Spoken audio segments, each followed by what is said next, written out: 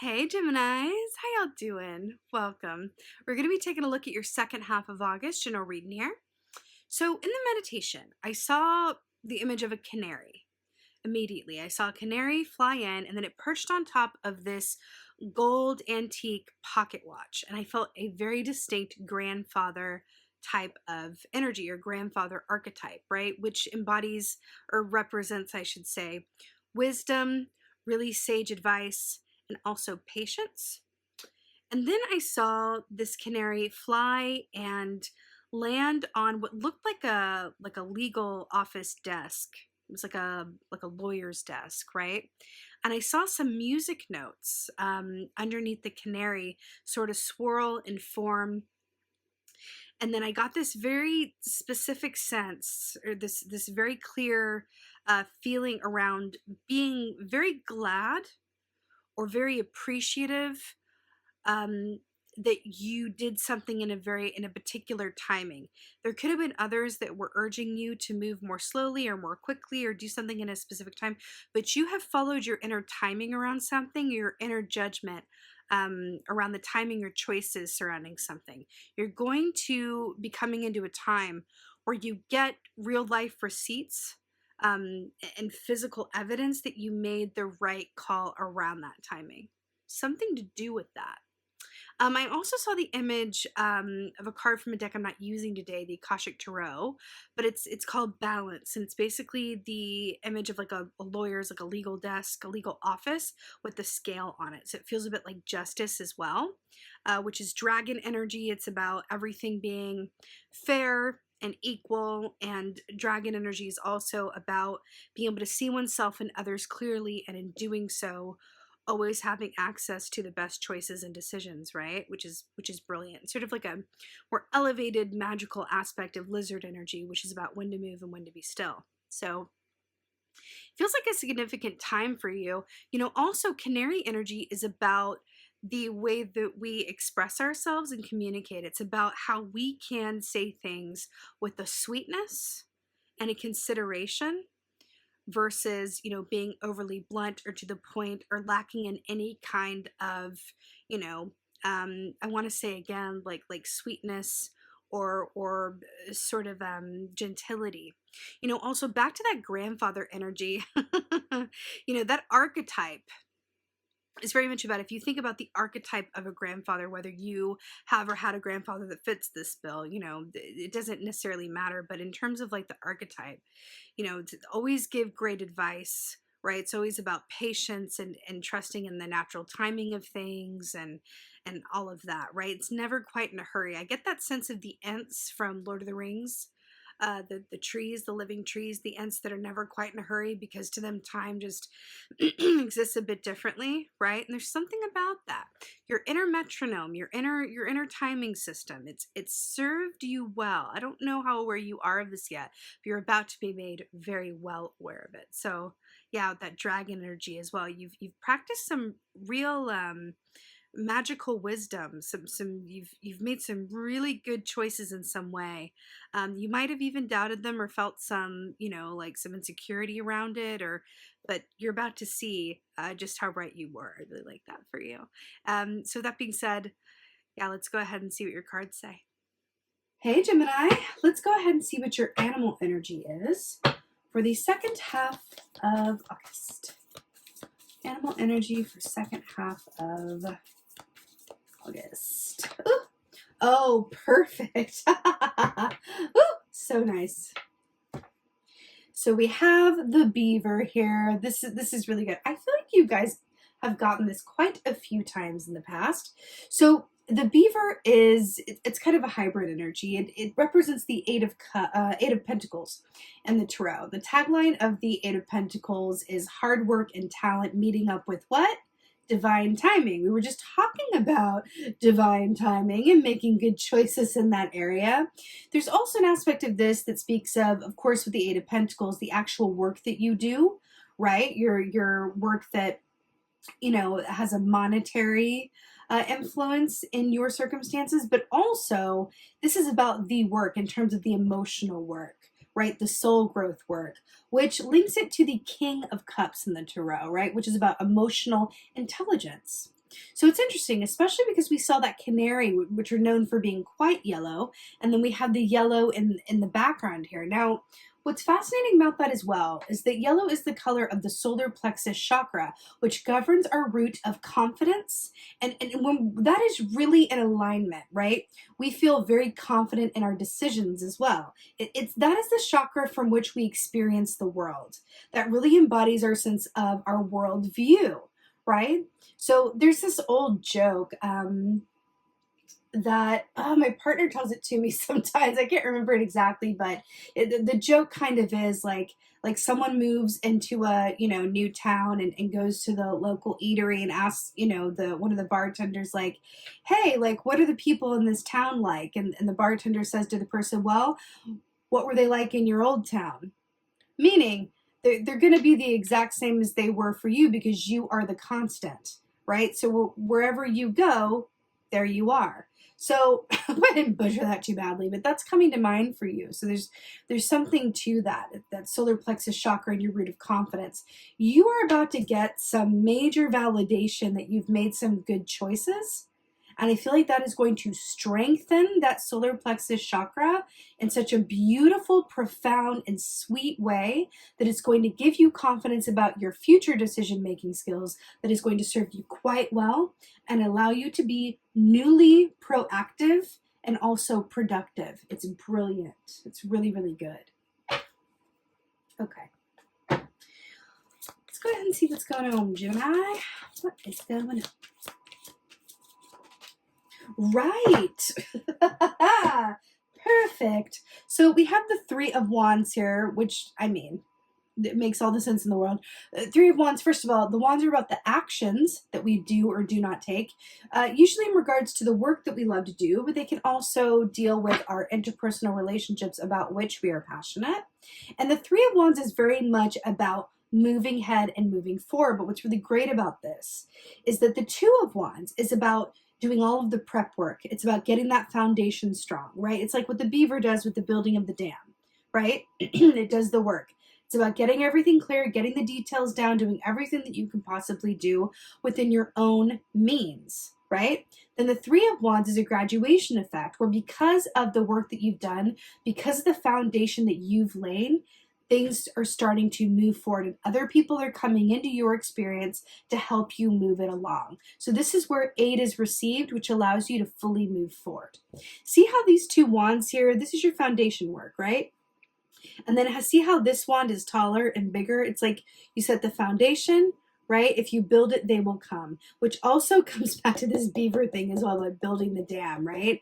And then moving forward because of it. Now, also, I want to point out these sailboats here, that is my personal symbol for romance, happy partnership, or a life well lived. It's that sweet aspect of life. So I do feel like there's an aspect of this where you are moving towards something that is going to be, emblematic of your ideal life, your ideal circumstances realized, your ideal situation realized. It actually feels quite sweet. I can feel the canary energy very much here. It feels sweet, it feels lovely, it feels romantic, it feels friendly, it feels fulfilled, right? It feels really, really nice. But again, I feel like the best gift that is coming to you around all of this is the boost to your confidence, the validation around the choices and decisions that you've made. Feels really good. Right. Okay, showing up in your own reading. Here we have the Lovers here, Gemini energy, but of course. So whenever you show up in your own reading in this way, that is the universe coming in to say, here's a big whopping synchronicity to say, well done, you are exactly where you're meant to be. You have made more choices as the Lovers energy. You have made more choices out of love than fear. You have made the right choices. You have come from a place of knowing and trusting yourself. And so get ready for the payoff. Isn't that stunning? Remember what I also said about an ideal life or a life well lived and it feels romantic, and then you have the Lovers here?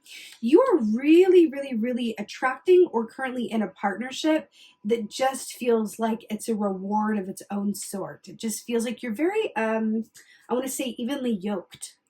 Evenly yoked comes to mind. And it feels like a beautiful balance as well. It feels like you're on common ground.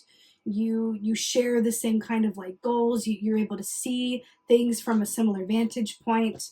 What they lack, you have in abundance, and then vice versa. There's something about that with the evenly yoked. And you see this aspect of like moving towards that with the sailboat and then the lovers here on land.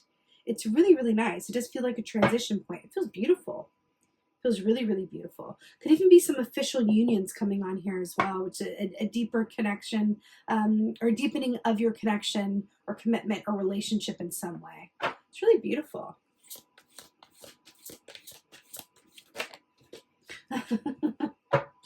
Okay.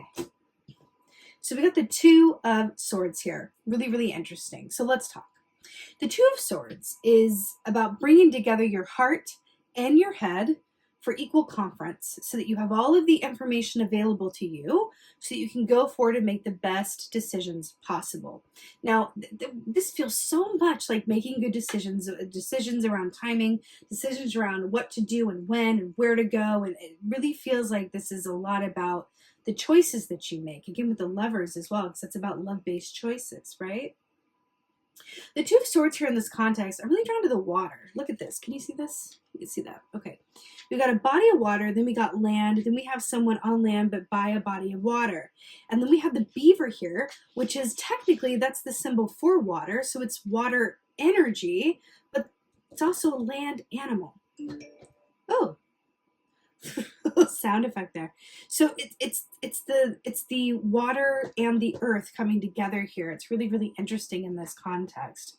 Now, what I'm getting here with this Two of Swords, with Three of Wands, the lovers, Two of Swords with the beaver, I feel like there's going to be further choices that come up for you or further decisions that need to be made because you are reaching a certain precipice or final point of completion around things that have been previously, long-standing or previously in the works. I just heard in the works. And that's going to lead to more choices and more decisions to make moving forward. But it does feel like, what I'm getting from this is, do you see the blindfold that she's wearing? Do you remember what I said about dragon energy in the law office and the scale in justice? Remember how the saying is, Lady Justice is blind? And then we had the blindfold here. I'm telling you, I feel it very, very strongly. The confidence that you are going to have around your decision-making abilities is going to cure you of any sort of analysis paralysis, of any self-doubt, at least for the, this chapter moving ahead, right? And any kind of, indecision or inaction. You are going to be fully seated in your confidence because you're going, hey, these other things like worked out. I made the right choices here. So it just imbues you with this beautiful energy of like, as long as I like listen to my head and my heart, right?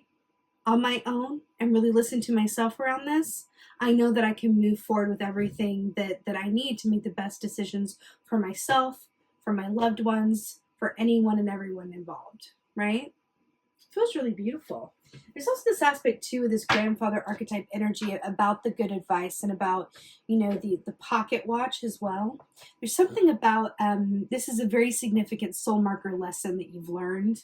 And so I feel like it's something that is going to, affect you for the long term as well, in the way that you're going to look back on this time and go, you know what? I remember that. And that's going to affect you moving forward in terms of giving you that confidence and perspective. I feel like this is a time you're going to refer back to. Let's get some advice. Right. 9 of water, 9 of cups. This is the wish fulfillment key. So I love that this came up as your advice. Really, really interesting here. So when the 9 of cups comes up as your advice, this is very much about allowing yourself to have what you want. That's what it is. Allowing yourself to have what you want. Go for it. Receive it. You've done it. It's time. All you have to do is just put your hands up and go, yes, I received this. I deserve this. It's mine. It's really beautiful. I really love that it's depicted here with the elephants as well in this context, because the elephants are known as the gentle remover of obstacles. And so I feel like there's a sort of like a culmination point coming through here that goes, hey, You've really been through some things. You've really learned some major soul lessons. And now you're coming to the point where it's like, well done. It's time to just enjoy yourself, enjoy life, enjoy how far you've come, and really give yourself a really sturdy pat on the back, right? This is really, really positive. Also, this lotus flower here, you know, that lotus comes up from the muck and the dirt and the excrement, right? You've been through some stuff to get here. Okay, so there's really no need to think in terms of, you know, it's too good to be true, or, you know, do I deserve this, or oh, well, let's wait for another shoe to drop. No, this is really saying you have successfully completed this given soul marker, this given chapter, this certain set of lessons, which means that you are going to manifest different lessons and different things moving forward. Do you ever find that you seem to, when you have a lesson to learn, but you're you know, you haven't quite learned it after a time or two, so you keep attracting the same boss over and over, or you keep attracting the same relationship type over and over, or the same kind of set of circumstances over and over? That's saying you have a soul lesson to learn there, and the universe keeps giving you different different opportunities to do that. And then once you finally do, when you start making different choices around those circumstances, right? Then it starts to really shift, and you move on and you grow. And that's what this is telling me. You've done that. You've done that. I also feel like there's an aspect of, back to the canary, the way that you've handled yourself, or the way that you've communicated, I'm telling you, you've maybe it was difficult. Maybe it took you swallowing your pride. Maybe it took you digging deep and really connecting to the compassion in you. But that is going to come back around to serve you, and you're going to get some sort of reward or recognition for that. Sometimes when we do the right thing over the easy thing, we don't always know, right? We have no guarantee that we're ever going to get any sort of payback or recognition for that, but I feel like you're about to in some way. In some way you are. In some way you are. Let's go ahead and get an oracle. I'm feeling like the vintage oracle for you.